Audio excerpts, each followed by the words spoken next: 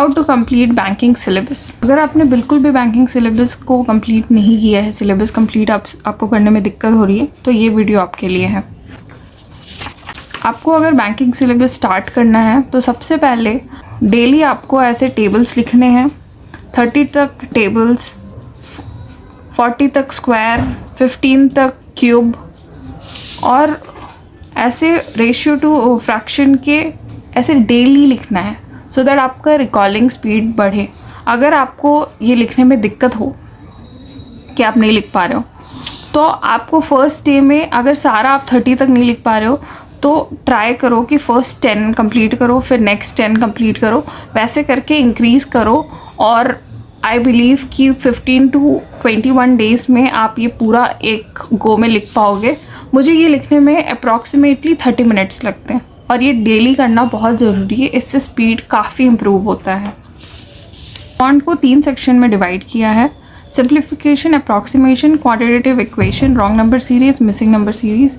ये चारों टॉपिक आपको कंप्लीट करना है फर्स्ट 4 डेज़ में। अगर आपने ये कंप्लीट नहीं किया है, आपको 5th डे से ही आशीष अरोड़ा सर का चेकलिस्ट जो उनके टेलीग्राम पे आता है उसको लगाना शुरू कर देना है। और ये चारों टॉपिक को आपको 5th डे से ही चेकलिस्ट में रेगुलर प्रैक्टिस करना है। अप्रॉक्सीमेटली 1 घंटे में टाइमर लगा के 1 घंटे में कंप्लीट करना है। जितना क्वेश्चन आप 1 गो में कंप्लीट कर पा रहे हैं, जो क्वेश्चन अगर आप 2 से 3 मिनट में नहीं सॉल्व कर पा रहे हो, अगर आपको एक टॉपिक को करने में ज़्यादा टाइम लग रहा है, जैसे आप लग रहा है कि नहीं मेरे को ये सॉल्व करने में बहुत टाइम लग रहा है, तो आपको वेस्ट नहीं करना है, आपको स्किप करना है क्वेश्चन। PDF में क्वेश्चन स्किप करो, 1 घंटे में आपको कंप्लीट करना है। मैंने ये गलती की है कि मैं ऑलमोस्ट 3-4 घंटे लेके PDF बैठी रहती थी पहले, जब मैंने स्टार्ट किया था।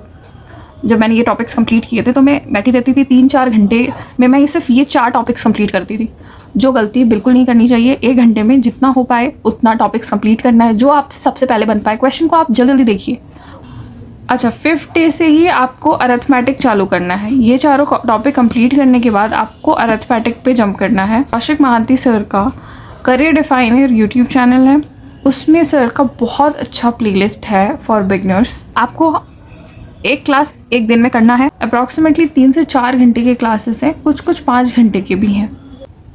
एक क्लास 1 दिन में करना है और 3 क्लास 1 हफ्ते में करना है, ठीक है। के लिए आपको ऐसे एक सेपरेट पेज में क्वांट का पूरा सिलेबस लिख लेना है, अरिथमेटिक का स्पेशली, कि कौन कौन से टॉपिक्स आपको करने हैं, ठीक है।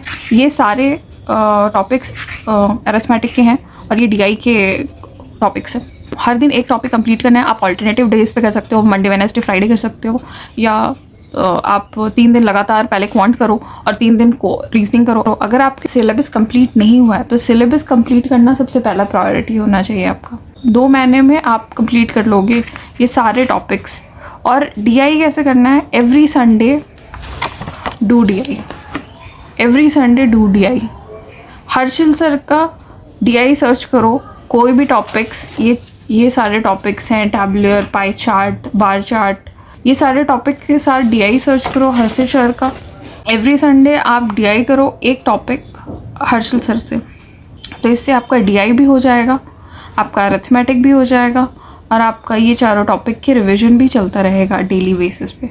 इसके साथ आपको 30 मिनट्स रोज़ वायरल मैथ्स करना चाहिए। अगर आप बिगिनर हो, आपका स्पीड बिल्कुल नहीं है, आप माइंड कैलकुलेशन नहीं कर पा रहे हो, या आपको बिल्कुल आता ही नहीं है कि माइंड कैलकुलेशन कैसे करते हैं, तो वायरल मैथ्स एक यूट्यूब चैनल है, Navneet sir free Monday to Saturday वो 6 AM को लाइव आते हैं, और उनका बहुत अच्छा मतलब प्रैक्टिस वो लाइव करवाते हैं 6 बजे, जो स्पीड काफ़ी बढ़ाता है। लाइक अगर आपको क्लर्क लेवल एग्ज़ाम देना है, RBI असिस्टेंट लेवल एग्ज़ाम देना है, तो सर का स्पीड इवन PO में भी काम आएगा, लेकिन क्योंकि माइंड कैलकुलेशन स्पीड बढ़ जाता है अगर आप रोज़ सुबह 6 बजे माइंड कैलकुलेशन करते हो तो। उसके बाद रीजनिंग के लिए, रीजनिंग 2 सेक्शन में मैंने डिवाइड किया है। पहला है पजल और सारे टॉपिक्स, ठीक है। तो अगर आप बिगनर हो और आपने कोई भी मतलब रीजनिंग का टॉपिक्स पढ़ा नहीं है, या फिर आपको पता नहीं है कि रीजनिंग टॉपिक्स कैसे सॉल्व करने चाहिए, तो आपको सारे टॉपिक्स, पहले तो आपको सारे टॉपिक्स लिख लेना चाहिए।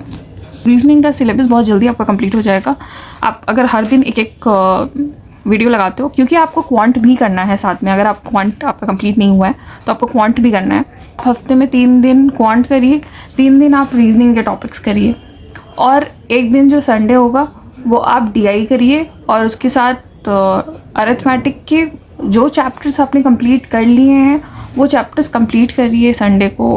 मैं रेकमेंड कर सकती हूँ पुनीत सर को या संजय सर को, दोनों ही टीचर बहुत अच्छे हैं। मैंने संजय सर से मिसलेनियस टॉपिक्स रिविजन किए हैं और पुनीत सर से मैं डेली पजल करती हूँ, बहुत हेल्पफुल है। I will highly recommend to beginners also कि आप पजल स्टार्ट कर दो। 12 पजल एवरी डे आप अगर सॉल्व करते हो तो आपको पता भी नहीं चलेगा कि आपका कैसे स्पीड बढ़ने लगेगा। ज़्यादा टाइम नहीं लगता है, 1.5 आवर लगेगा। अगर आप डेली 12 बजे 12 पजल वाला क्लास करो, कोई ज़रूरत नहीं है लाइव करने का, रिकॉर्डेड क्लास देखो। अगर आपसे जल्दी सॉल्व हो रहा है तो स्पीड बढ़ा के देखो, अगर आपको टाइम लग रहा है तो 1 नॉर्मल स्पीड में देखो और सारे टॉपिक सर्च करके उसको पढ़ो। या तो संजय सर से पढ़ो या पुनीत सर से पढ़ो, दोनों ही टीचर बहुत अच्छा पढ़ाए हैं। एक हफ्ते में आपको 3 टॉपिक्स करने हैं क्योंकि आपके पास टाइम कम है, आपको सिलेबस कंप्लीट करना है तो आपके पास टाइम कम है, इसलिए आप 16 मॉक टेस्ट लगाओ। उसके साथ आप 120 ग्रामर रूल संडे को कंप्लीट करो। 120 ग्रामर रूल निमिषा मैम का ग्रामर रूल है जो कि बहुत अच्छा है, स्पेशली एरर डिटेक्शन और ये सब करने में आपको बहुत हेल्प होगी। 12 घंटे का मैम के चैनल पे 120 ग्रामर रूल्स का वीडियो पड़ा हुआ है, उससे आप 1 घंटे करो, नोट्स बनाओ।